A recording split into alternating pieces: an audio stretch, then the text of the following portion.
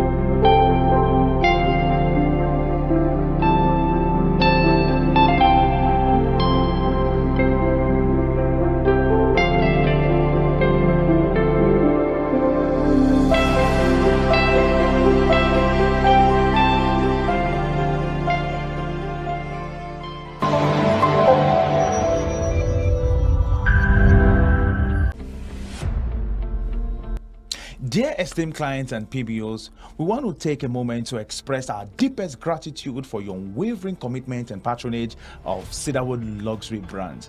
Your trust in us is the cornerstone of our success, and we are incredibly thankful for your continued support. We are excited to remind you of Cedarwood Luxury Radio, Nigeria's first real estate radio. As a token of our appreciation, we will be celebrating your birthdays live on our radio programs. We encourage you to ask your friends and family to tune in and share in the joy of your special day. Our engaging and insightful programs air every Monday, Wednesday, and Fridays at 10 a.m., 1 p.m., and 4 p.m. From interviews with industry experts to discussions on the latest in real estate, there's something for everyone. We look forward to having you and your loved ones join us on Cedarwood Luxury Online Radio as we continue to bring you exciting and informative content. Thank you once again for being a vital part of our Cedarwood Luxury family. My name is David, Programs and Broadcast Coordinator for Cedarwood Luxury Online Radio.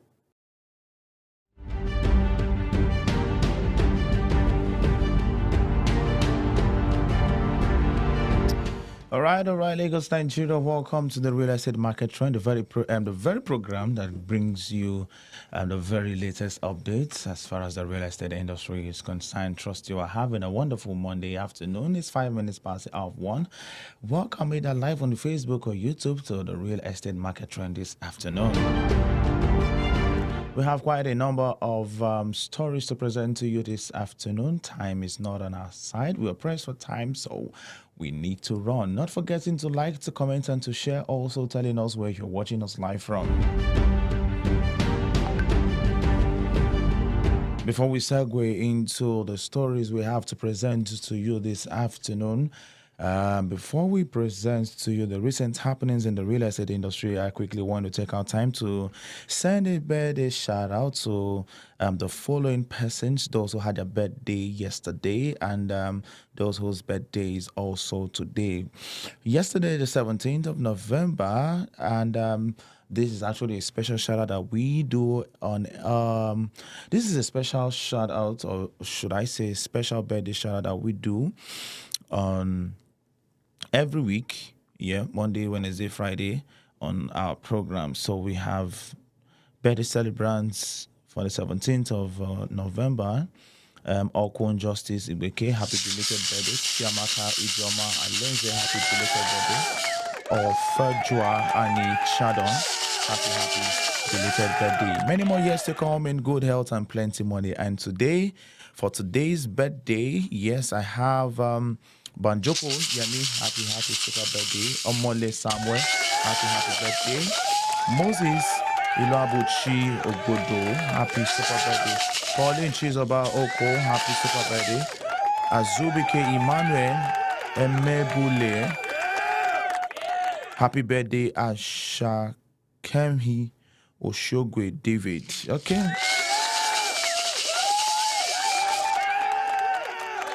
Asekehe Oshogwe David. Okay, Chuku Paul Michael Ikpoji. Many more years to come. Good health and plenty money. Happy birthday to every one of you.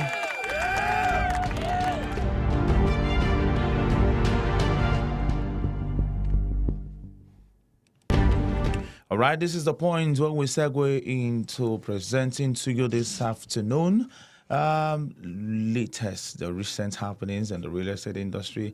And this session is divided into three. We have stories we have real estate. We'll be presenting to you real estate stories this afternoon, property story, and the environment. The real estate market trend covers news stories, recent happenings, brings you abreast of happenings in the real estate, property, and environment as far as updates is concerned.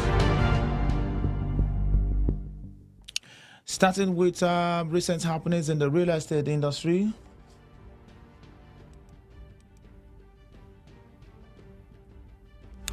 The very first one here from Business Day says NBAN lauds government's 250 billion naira mortgage fund. NBAN lauds government's 250 billion naira mortgage fund.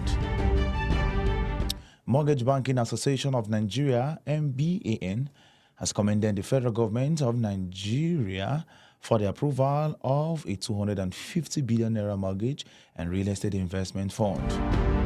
Nigeria's Minister of Finance and Coordinating Minister for the Economy, Olawale Edun, last week announced the approval of MREIF, an initiative aimed at enhancing access to long-term and sustainable mortgage banking and housing finance, particularly for affordable housing.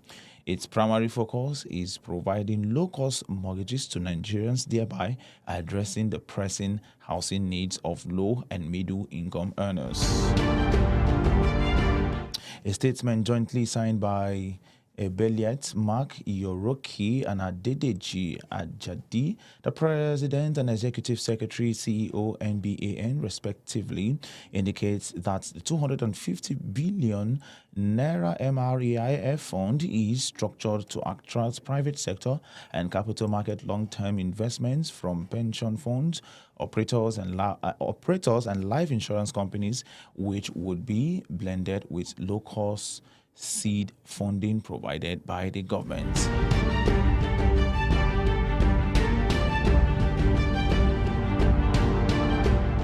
We'll quickly take our next story on the real estate segment of the real estate market trend this afternoon. Still on Business Day, this very next story says overcoming maintenance staff challenges.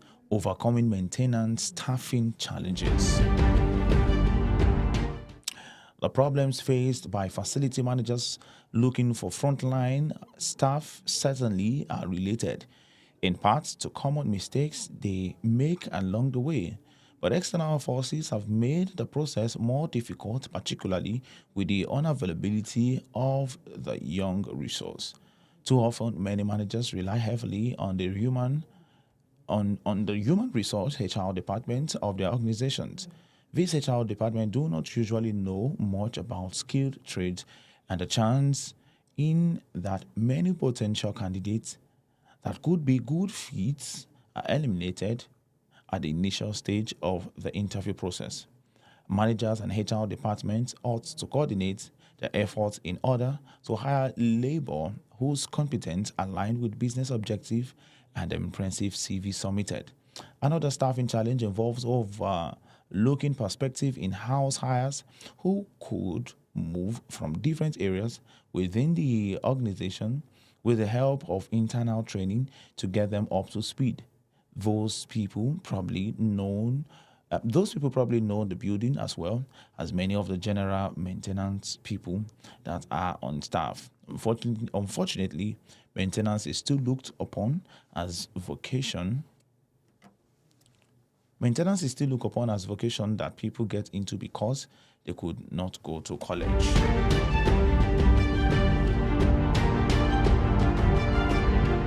And the solution provided is the rise of social media holds promise for managers who can use it effectively in the staffing process. To achieve any level of success often required active participation on social media platforms instead of just monitoring them. General networking is like the old school practice where you ask your friend or family member if they know somebody is interested in a job or vacancy. Social media allows you to send it to people, especially if you have a following.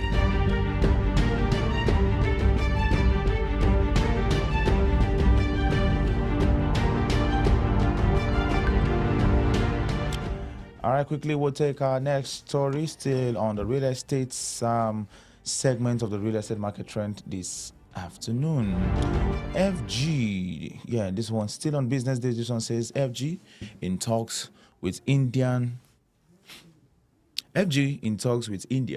on social housing, sustainable city development.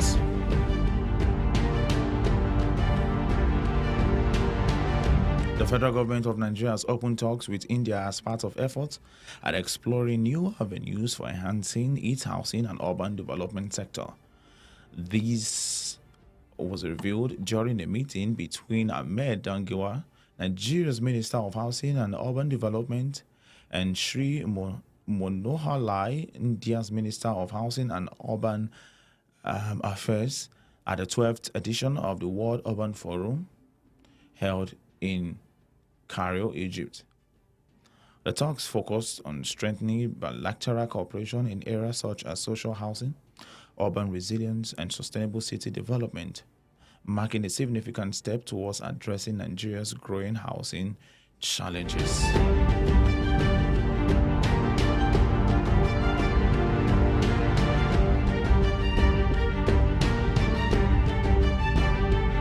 We'll take our next updates. Still on the real estate segment of the real estate market trend this afternoon. This very one, still reading from Business Day. It says Banana Island. Okay.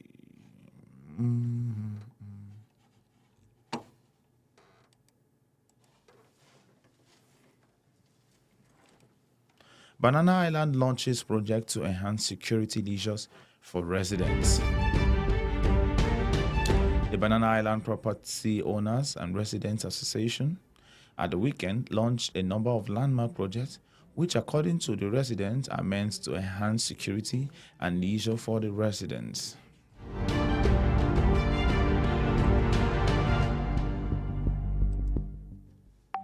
The commissioning of the project, hosted by Bipora Exco, led its chairman, Frank Aigbogun, was performed by Babajide Sanwo-Olu, the Lagos State Governor, alongside other stakeholders including Adeoye Aduroye, Executive Director, Providus Bank, and Olumide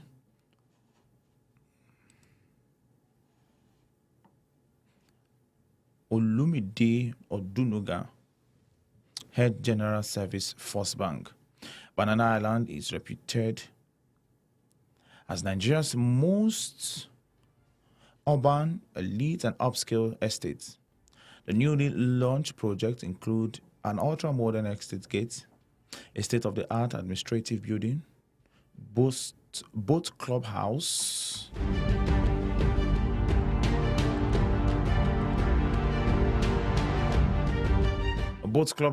an advanced firefighting truck, 2 tennis courts, and 2 AstroTurf football fields.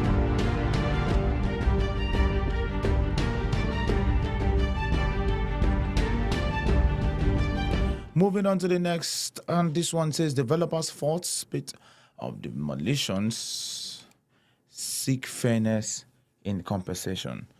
Developers fought spate of demolitions, seek fairness in compensation. Real estate developers in Nigeria have faulted the spate of property demolitions in the country, especially in Lagos and Abuja, account for over 60% of real estate development activities in the country. The developers under the aegis of Real Estate Developers Association of Nigeria, REDAN, are particularly worried by the uncoordinated demolition of properties in Lagos to pave way for the ongoing construction work on the Lagos-Calabar Coastal Highway.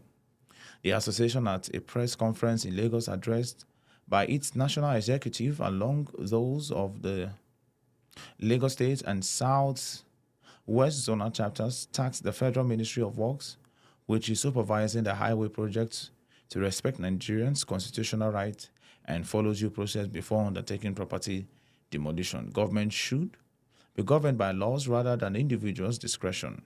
Any action that disregards the constitutional rights of citizens sets a dangerous precedent that undermines equity and fairness. As we have seen in recent times, those unhacked demolitions are causing immense hardship for those affected and threatening the livelihoods of many Nigerians, including our members. Akintoye Adeoye, REDAN president, said at the conference.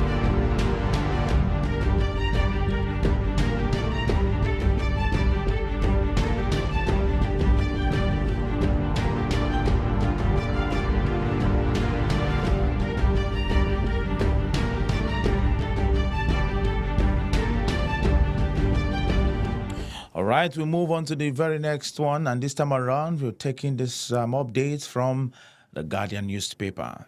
National Council seeks policy on compulsory house rent payments amid litigation. National Council seeks policy on compulsory house rent payments amid litigation.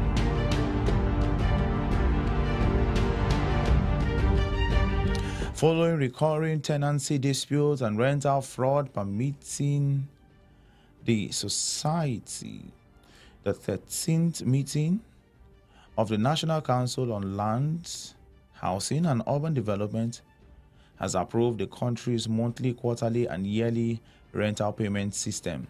The meeting urged the domestication of the policy on compulsory fulfillment of house rent obligation despite dependency of court cases in the states of the Federation and the FCT to ensure that investors in the housing sector are not discouraged due to wholesome court practices by some unscrupulous tenants. The Council also sought state executive and legislative implementation, stressing that property rent payments are due regardless of any disputes or court cases related to the tenancy, and that tenants facing financial difficulties may request a payment plan. The Council agreed that such requests would be considered on a case-by-case basis, but would not exempt the tenant from obligation to pay rent. They advised tenants to seek resolution of disputes through mediation or negotiation while continuing to meet their rent obligations.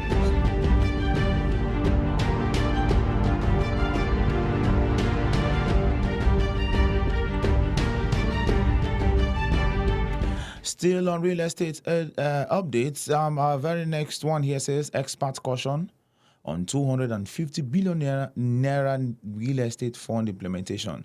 Experts caution on 250 billion naira new real estate fund implementation. Industry experts have welcomed the federal government's approval for a 250 billion naira real estate investment fund to provide affordable long-term mortgages to Nigerians and express concern about its implementation, sustainability, and role of existing institutions. The new initiative, known as the Ministry of Finance Corporation Real Estate Investment Fund, will offer low-cost mortgages to individuals seeking to own homes with interest rates targeted at single-digit or low double-digit figures ranging between 11 to 12%. The fund will be anchored on a blend of government seed funding and private sector investments.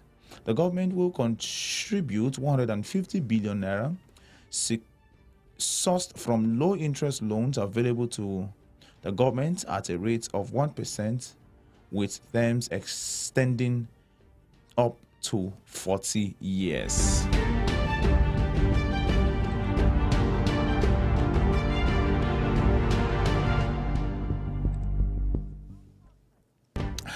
Our next update, still from The Guardian.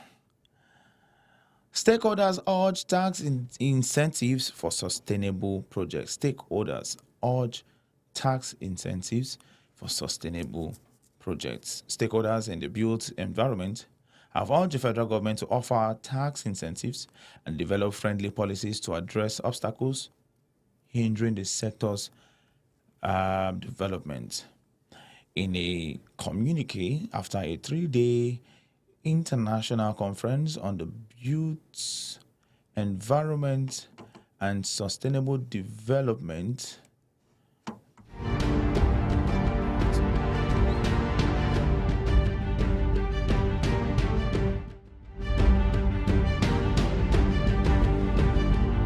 in a communique after a 3-day international conference on the built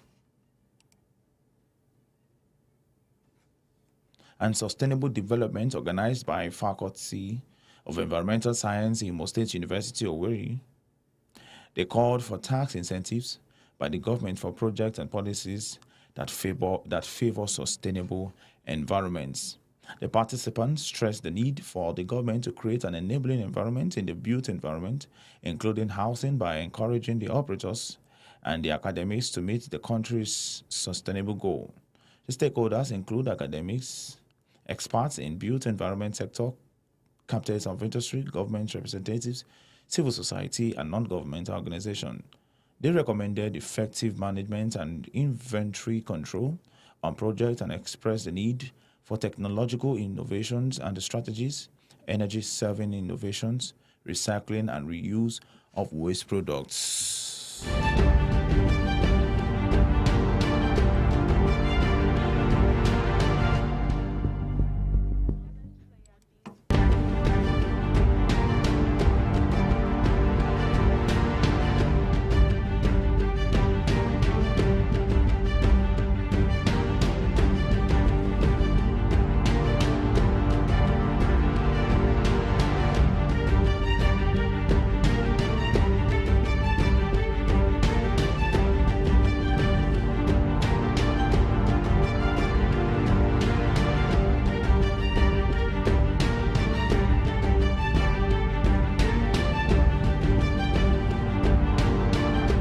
All right, our next updates this time around, this one says Firm 6 enhance sustainable living. Firm 6 enhance sustainable living. MESSRS Victoria's Crest Homes has unfolded a new estate in Lagos that merges luxury living with sustainable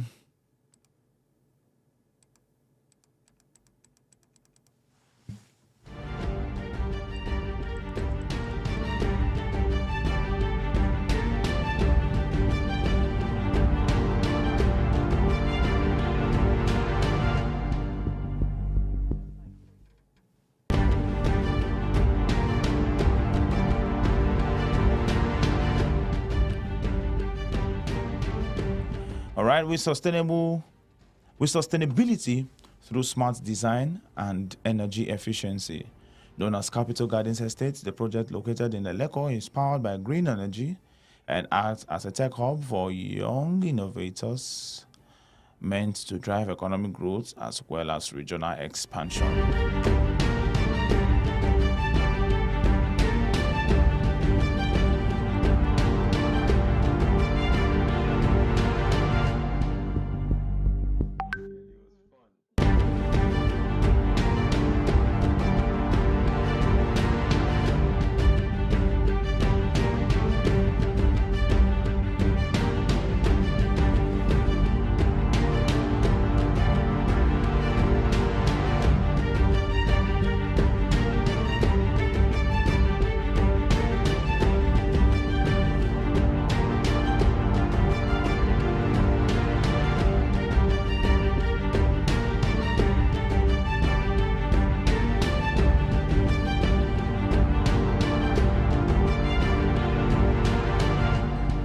All right, we'll take a quick break, and then when we return, we'll continue to bring you updates as far as the real estate market trend is concerned. From Lagos to Asaba to Abuja, just one, and you can know how our flight should be now. But because I believe in what my brother is doing, I said I must be here at all costs. I want to say I'm sorry for coming late. Thank you. Very quickly, not to keep you, because I've been told that we've been here for quite some time. I would like the other microphone. There's an empty microphone here. Thank you.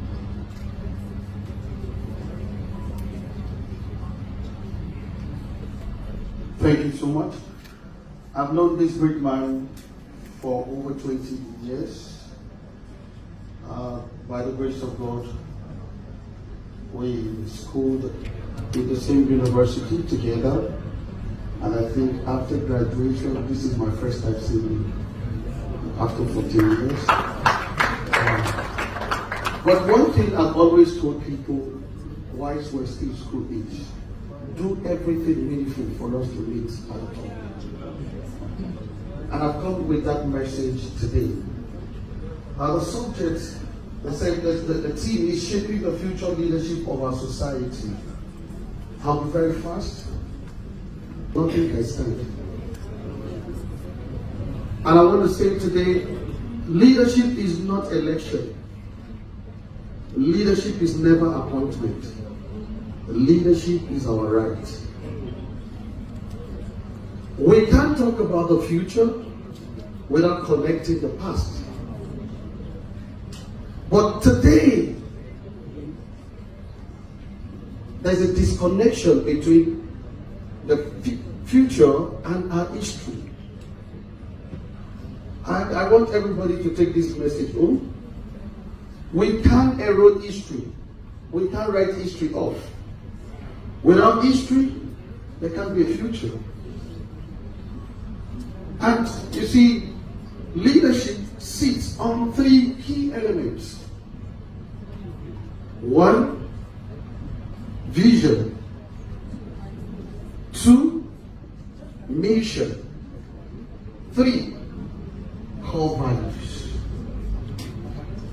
If leadership must sit well, these three key elements must be in place. What is our purpose? The reason why we're where we are today is because we've lost the vision. Today, we're being tribalistic. Today, we are more religious. Nigeria never started like this.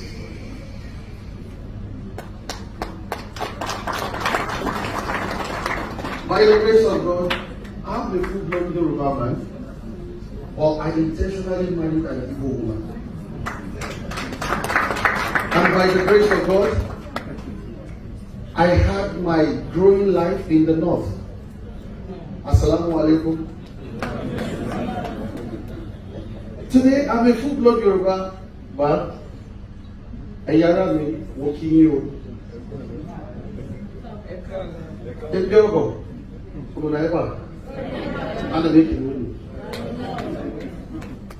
It is intentional. Why should I support Biafra when I'm in Nigeria, married to an Igbo woman? Why should I see the Igbos as my enemies? Why should I see the Hausa man who gave me the opportunity to enjoy education from foundational level as an enemy? Why should I write off the Fulanis?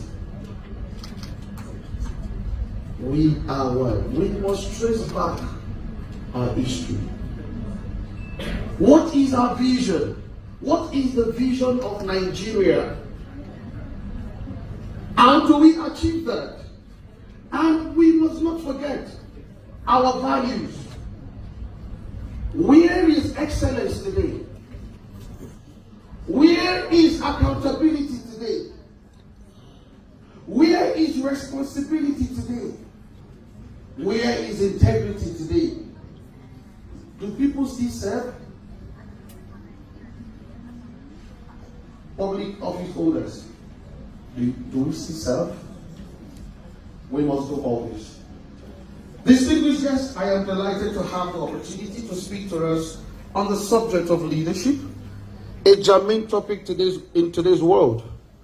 It has been said that everything rises and falls on leadership. Hence, the necessity for qualitative leadership in every sphere of human endeavor, beginning from personal leadership to family leadership, organizational leadership, and societal leadership. The focus of today's discourse will center on shaping future leadership. The topic in itself connotes a process which begins from foundational leadership and culminates the transitional leadership or leadership continuity. One of the challenges we face as a society and a nation is the dearth of quality leadership at all levels. The moment we can get it right with leadership, every other thing begins to fall in place. The challenges we face globally, including climate change, technological disruption, societal inequality, demand not just leaders, but visionary leaders who are ready. Don't forget, visionary leaders who are ready to shape a future that is inclusive, innovative, and sustainable. Leadership is not just about authority, position, title. True leadership is about influence, empathy, and the ability to inspire others to achieve a shared vision. As we look ahead to the future, we must redefine what it means to lead. Here are three essential pillars that will guide us in shaping the future of leadership. 1, inclusivity. The future of leadership must prioritize inclusivity. Diverse teams lead to better decision making and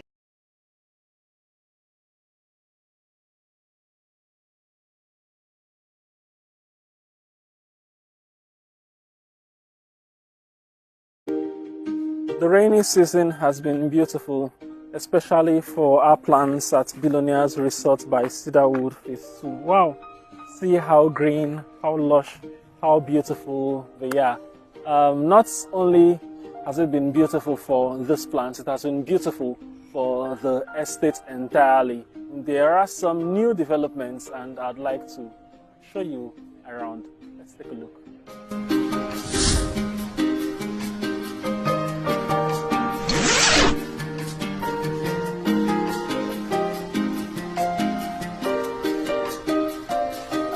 Do you remember The last time I took a stroll out of this building, the estate management office at Billionaires Resort by Cedarwood Phase 2, it was roofless.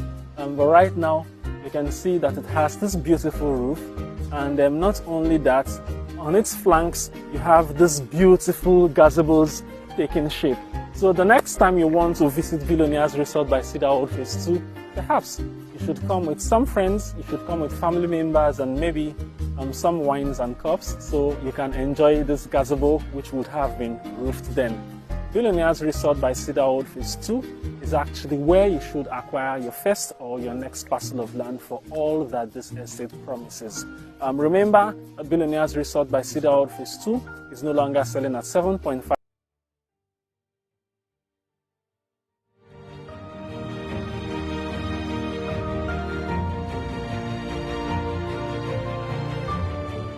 All right, welcome back, and we continue immediately as we bring to you updates on the real estate market trend this afternoon.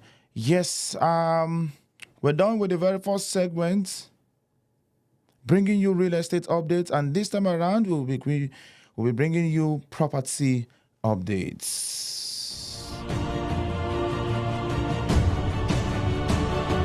All right, our very first property update here says experts harp on adherence to engineering code standards. For the sustainable building sector, experts have tasked practitioners on the importance of adhering to codes and standards in the engineering profession. They also stressed the need to develop the nation's industry-specific standards for building materials and engineering sectors. President Nigeria Society of Engineers (NSE), Ms. Margaret Ogutala, led the charge at the Standards Organization of Nigeria conference entitled Adherence to Standard Practices, the Bedrock for Sustainable Development in the Building Sector. Held in Abuja, the forum is part of the Global World Quality Week celebration, which promotes quality standards. She highlighted NSE's previous collaboration with SON and called for the strengthening of partnerships to advance quality standards in the engineering and construction sector.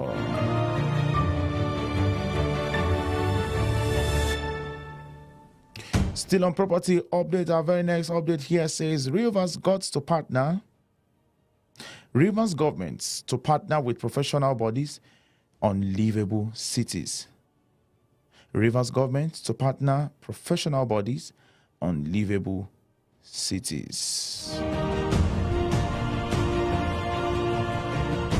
Rivers State government has expressed its willingness to establish strategic partnerships with professional bodies to promote sustainable development and create environment-friendly cities. The State's Commissioner for Physical Planning and Urban Development, Evans BP, stated this while hosting a delegation of the Nigerian Institute of Town Planners, Rivers State chapter. He said town planners play a critical role in fostering sustainable development and an egalitarian society. The commissioner said he would leverage the expertise of the town planners in delivering the core mandate of the ministry in line with the urban renewal policy of Governor Siminalayi Fubara, which aims at restoring the garden status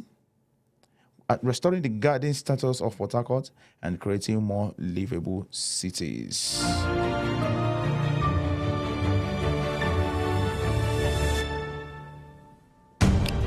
Our very next update quickly, this very one, still on The Guardian, it says partnership key to affordable housing, says Big Homes MD.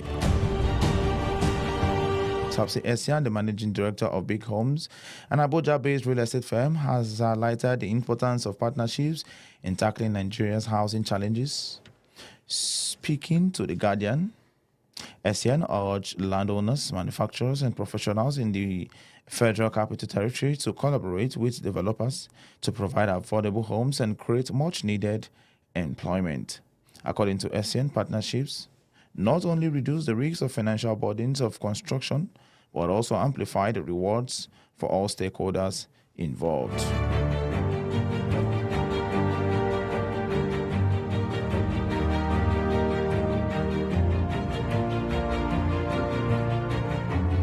Still on property updates, expert advocates sustainable property market development. Expert advocates sustainable property market developments.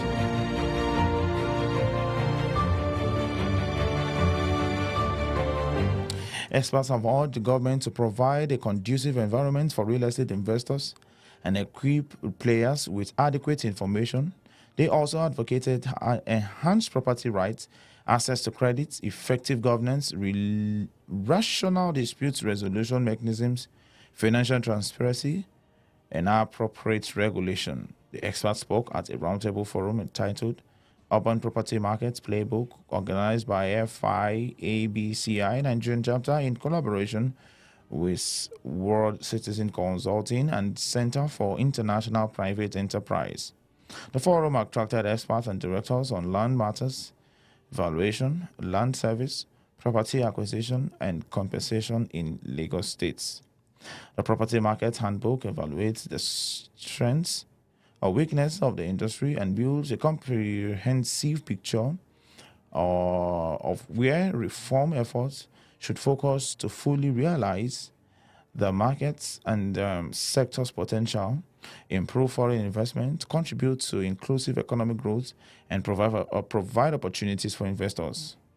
Leading the discussion, the principal of World Citizen Consulting, Mr. Bill Endsley, said the playbook focuses on the global indices of 6 core elements necessary for sustainable property market development in any economy that seeks foreign direct investment and improve transparency in the real estate markets.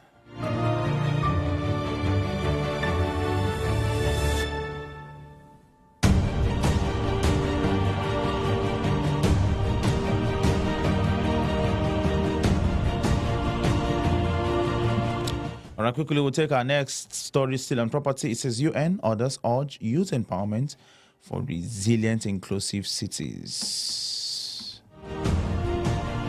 Stakeholders have called for cities where housing is accessible to youth, infrastructure is efficient, and communities work towards mitigating the climate change crisis.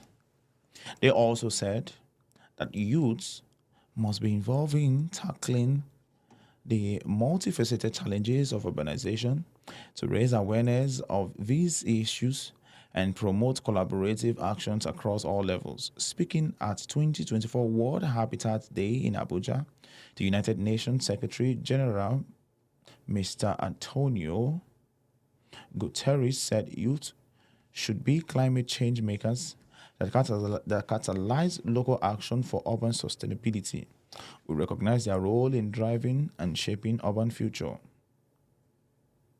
Guterres urged with more than half of the world's population. Okay, apologies, I beg your pardon right there.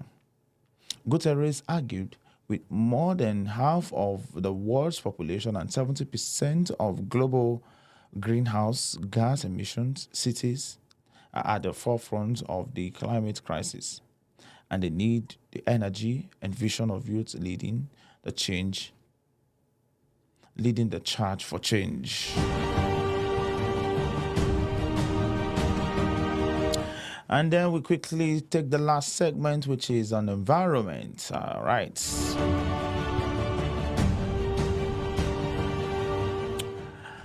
HyperRep wants MOSOP to promote population poverty-free Ogoni. This one says, all right,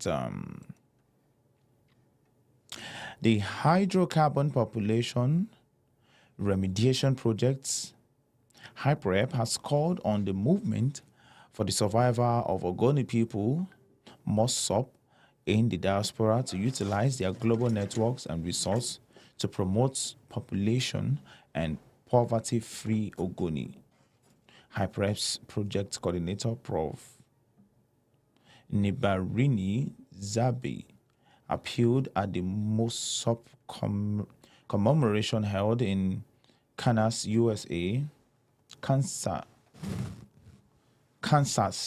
recently.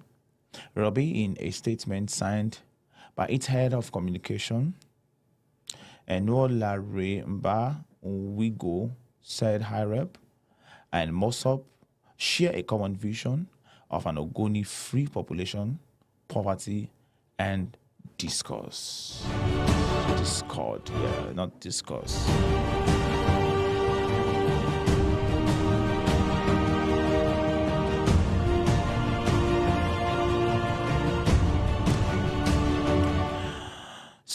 All right, this very next update says policies to eliminate 90% plastic waste linked to carbon emissions by 2050.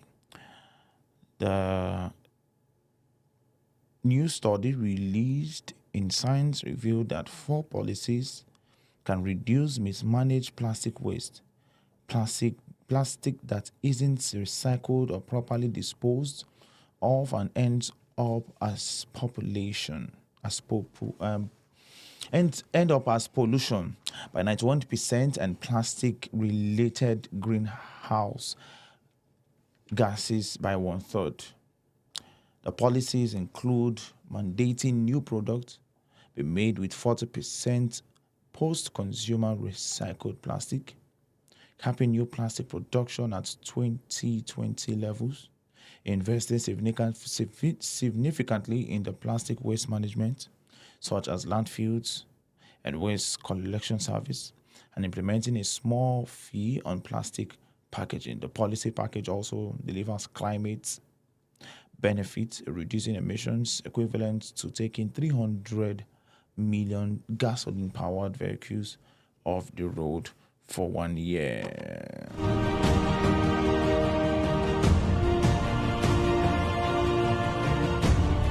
We'll take our last update quickly. Osarode Odenwige wins Nigeria Pachipanda Challenge. The Nigerian Conservation Foundation, NCF, in partnership with MTN Nigeria, has announced Osarode Odenwige as the winner of the inaugural Nigeria Pachipanda Challenge, a program aimed at incubating youth-led small and mid-sized enterprise to tackle current environmental challenges and promote sustainability. The challenge is part of the Africa Pachipanda Challenge, a joint initiative of MTN Global and World Wildlife Fund, which was launched to inspire and support innovative solutions addressing pressing environmental challenges across the African continent. The Nigeria Pachipanda Challenge received 1,643 entries across the 4 focus areas: plastic pollution, climate change, circular economy, and community development. The top 100 emerged after a thorough assessment and evaluation of all the entries received. Another rigorous assessment of the top 100 entries produced top finalists. The finalists made their presentation to the judges and the teaming audience at the pitch representation event in Lagos. Odenwinge emerged the winner after impressing the judges with his creativity, commitment to sustainable practices, and passion for environmental protection. His project, which involved the collection and reuse of fruit waste and chicken feathers for mushroom production, exemplified the ideas of Pachipanda Challenge and set a powerful example for his peers. And that is the much updates we are able to bring to you this afternoon. Quite a number of them, and quite hagios at some point. All right, thank you very much, everyone, and see you again at 4 p.m.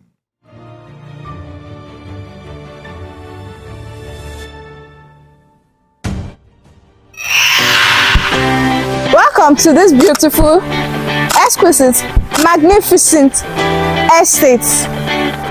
This is Cedarwood Luxury Apartments located in Ajayi Apata Town, Sango-Tedo, Lagos State.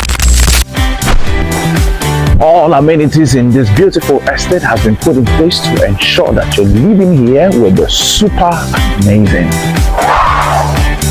Cedarwood Estate, here within the Ajayi Apata New Town, Lekki Epe Expressway. I by name Ahmed Jamiu A. I'm the general manager of the Cedarwood Estate nationwide.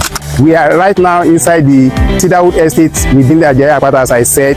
Here we have a series of terraces, we have apartments, we have surface plots where people live comfortably. We have 24 hours service being provided here, like running 24 hours water, running electricity, everything is on point here. This is our phase 1. Phase 2 is still within this Ajayi Apata, of which any individual, if you want to subscribe to our estate, you can come on board. You will enjoy what you have paid for. See is believing. You can right now, you can see it's a livable estate. There is services running. There is no need for you to panic of anything. You will enjoy your investment. You will enjoy what you have paid for. Come along and come and enjoy what others are enjoying within the estate. You are all welcome once again.